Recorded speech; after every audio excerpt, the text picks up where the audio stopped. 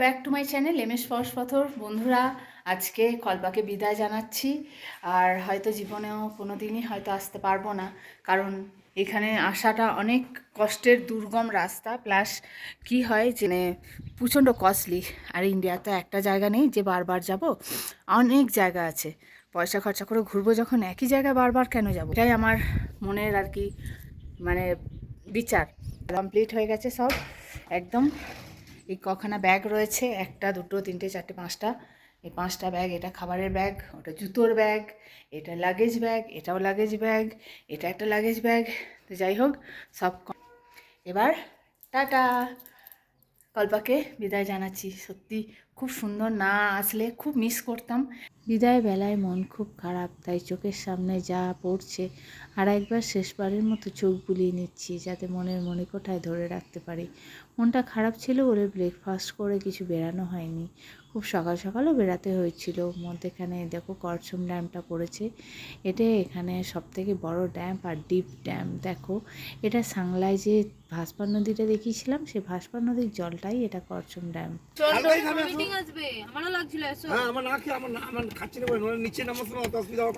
প্রচন্ড ভমিটিং লাগছে। ঠিক আছে, যাচ্ছি, চলো। অর্ডার দাও, কি খাবে অর্ডার দাও। তো বন্ধুরা, এখন চলে এসেছি। গাড়িরও রেস্টের দরকার, আমাদেরও টিফিনের দরকার। তো এই যে আলুর পরোটা চলে এসছে, আর আমার বর আলুর পরোটা দই নিয়েছে। আমি দই খাবো না। লঙ্কাটা দেখো, এখানে শুকনো লঙ্কা, আচার আর এই কাঁচা লঙ্কা।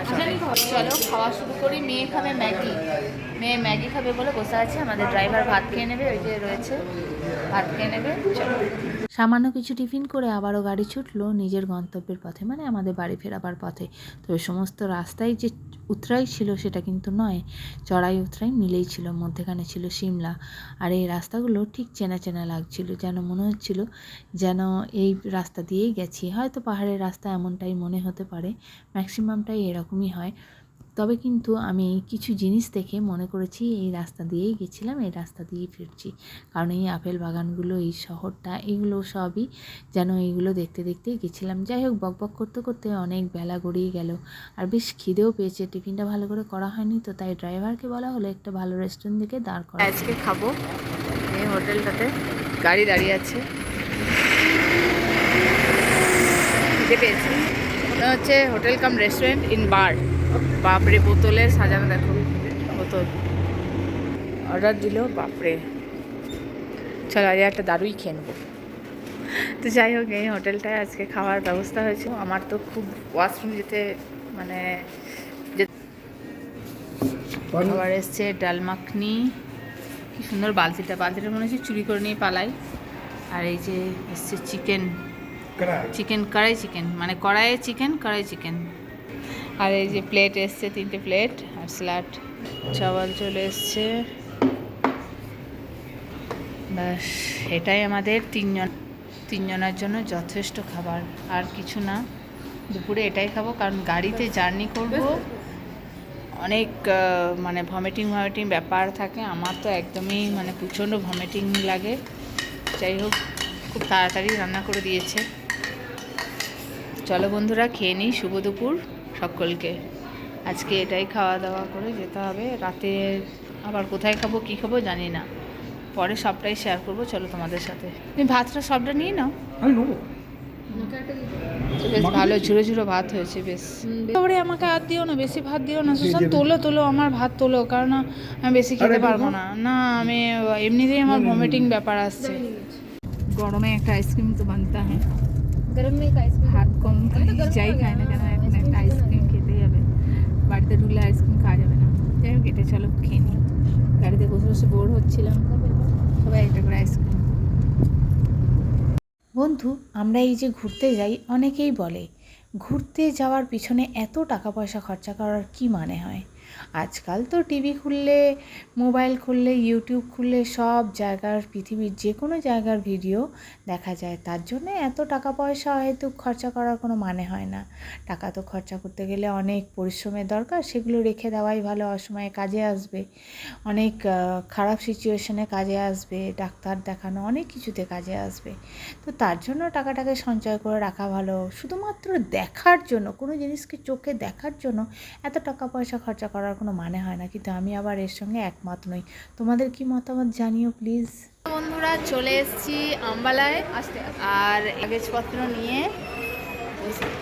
পুরোপুরি লাগেজ নিয়ে একদম ওখান থেকে যাত্রা শুরু করেছিলাম 8:15, এখানে 8:45 পৌঁছেছি। মোটামুটি 11.5 ঘন্টা লেগেছে আমাদের এই যাত্রাটা, মানে 11.5 ঘন্টা শুধু কারে, মানে মধ্যেখানে দুবার, একবার ব্রেকফাস্ট, একবার লাঞ্চ করতে নেমেছিলাম, আর তারপরে এখানে চলে এসেছি। আমাদের গাড়ি আছে রাত 11টায়।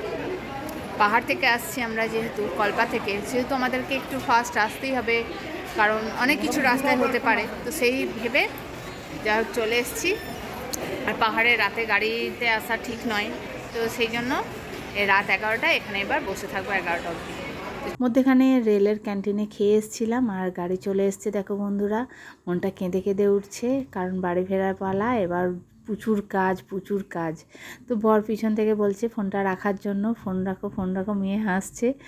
আর সত্যি, চলো গুড নাইট, আজকের মতো আবার দেখা হবে কাল সকালে। টাটা। গুড মর্নিং ফ্রেন্ডস, আমাদের খাবার আছে, জল খাবার, ওরটা নিয়ে নাও। 9:30টার সময় হলো, আর এই চা এসছে। ভেবেছিলাম চাটা আসবে না, আর এইটা মেয়ের টিফিন। এই টিফিনটা ধর। চা কেন আসবে না? একটু नहीं और भी है, हम लोगों का है। किसी को दे दीजिए, तो दोनों मिल के ले लीजिए। कर लेगा। আচ্ছা, হ্যাঁ। আজ যে কতদিন হয়নি যে উপরে তুলে দাও, উপরে তুলে। আজ প্রায় অনেক অনেক অনেক অনেক দিন পর 10 ঘন্টা ঘুমিয়েছি। কাল রাত 11:30টায় শুয়েছি, আজকে 9:30টায় উঠলাম। এখন চা খাচ্ছি, ভেবেছিলাম চা পাবোই না, সোজা ডাইরেক্ট ব্রেকফাস্ট করতে হবে। যাই হোক, পেয়ে গেছি, একবার এসেই পেয়ে গেছি। আমার বর মুখটা নিচু করে বসেছিল, চাটা যদি না পাই। আমার মেয়ের বলছে যে ওর মুখ ফুলে গেছে ঘুমিয়ে, আর মুখটা গোল হয়ে গেছে, দেখা। আহারে, মুখটা গোল হয়ে গেছে রে। नींबू चाय ठीक है। जबरदस्ती भैया टेस्ट करवाए मेरे हस्बैंड को। दीदी मैं चाय भी बनाया सर के लिए स्पेशल। ये ना লেবু চা খেতেই চায় না, লেবু চা র চা মানে দূরে থাকে। লেবু চা র চা বাবারে, দেখো কেমন, সত্যি করে বলো, ফিডব্যাক দাও। Thank you. ए भैया जबरदस्ती खिलाए, बात रखने के लिए खाएगी। अच्छा, सच में अच्छा है ना? अच्छा, भैया भी खुश। একে আগেও দেখেছিল যে পাশ দিয়ে যাচ্ছিল, বলছে কি চা, বলছে লেবু চা, বলছে না লেমন টি খাও না, না। এবার পরের বারে আবার ঘুরে এসেছে, তখন বলছে এবার আমি আপনাকে খাওয়াবোই, কারণ লেমন টির ব্যাপারে আপনার যে আইডিয়া আছে সেটা আমাকে করতে হবে। দাঁড়াও আমি একটু টেস্ট করি, দাও তো দেখি, একটু চা খাও।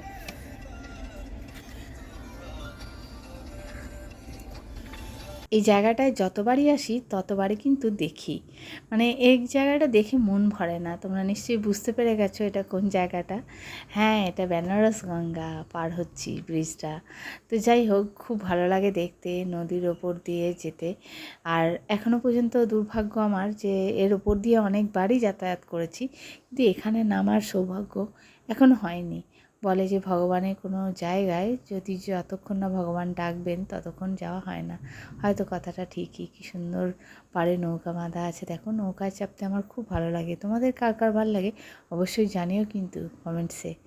আর দারুণ লাগে, দেখো এই খাবার পেলে আমার বরের তরস হয় না। একটা রাবড়ি কিনে রেখে দিয়েছিলাম, রাবড়ি দেখি কতটা দিয়েছে, একটুখানি নাকি একটুখানি দিয়েছে, 35 টাকা দাম দিয়েছে। ভালো মোটামুটি আসছে আর কি। রাবড়ি দিয়েছে, যেটাকে ক্ষীর বলে, ক্ষীর বলে। রাবড়ি খাচ্ছে। তর্স হইল না, আমার মেয়ে কেনা করেছিল। আমি খাচ্ছি দই চিড়ে কলা মিষ্টি, আর ও খাচ্ছে পরোটা আর ডিমের কারি। মেয়েও তাই খেয়েছে। ফ্রেন্ডস, গুড নাইট সবাইকে, ভালো থেকো, সুস্থ থেকো সকলে।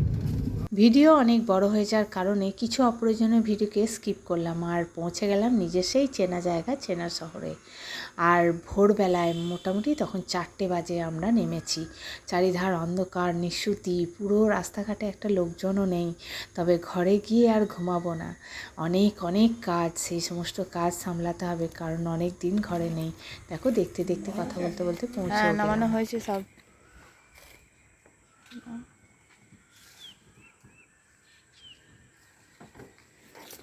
গেট খোলা আছে, দাদা চলে এসছে। চলো, হয়ে গেছে সব, একদম 7:30 বাজেনি। চলো ডাইনে বাই নাও, আমাকে একটা দাও। বর যেহেতু ঘরের মালিক, তাই বরই দরজা খুলবে, আমাদেরকে দাঁড়িয়ে থাকতে হবে। তো যাই হোক বন্ধুরা, মজা করছিলাম। দেখা হবে আবার অন্য কোনো ভিডিও। টাটা, বাই বাই, ভালো থেকো, সুস্থ থেকো সবাই।